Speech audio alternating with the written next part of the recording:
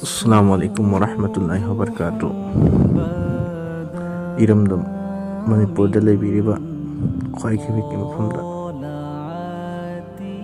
yamna maruoiba wafam amatang ningsingjage madudi hujikse yamna thamoi sokniyai maramdi mafam kayada lamdam kayada ahing nungthin tumba thakpa khangdana sing shawgi awana mayoknari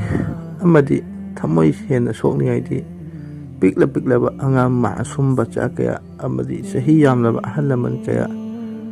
leifam naitna tumfam naitna ising isaw awabana maikei khangdar chenari masigi timing asida khoigi nungsijaraba isilinaw singi maraktagi kanagumba kharane he asumna tawi maramdi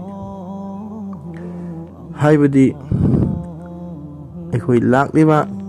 oirakliba oihalakliba mahol halatlase Allah Ta'ala gi maikaidigi oihalakpani Allah Ta'ala na da haijaraga akhoi asumnaba mahol ase masidagi kanbinaba amasung masidagi ngakthoknaba akhoi Allah Ta'ala da nijafam thoi haijafam thoi madugi hek ona tainabada kanagumba hek isi isan singi maraktagi or kanagumba kharagi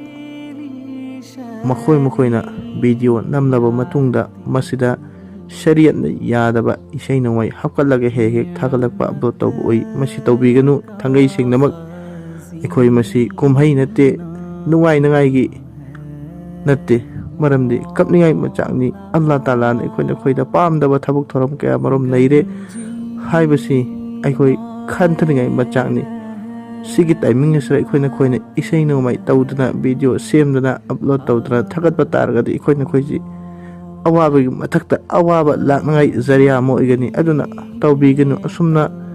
thangai sengnamak ekhoi Allah da kapsasi haijasi Allah da haijapam thokpa haijapa targadi Allah Ta'ala na asumnaba kaya se masi suksoi soidna kokthok bigani haina thajaba lei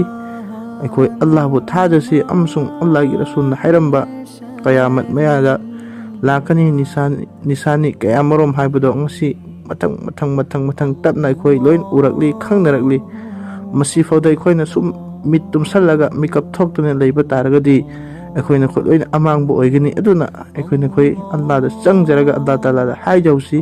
aduna akhoi na khoi punsi se mai pa poigani amasung asumnaba azab asrge akhoi na khoi kanbigani Allah Ta'ala na khoi khudingmak fattaba khudingmak kokthok piraga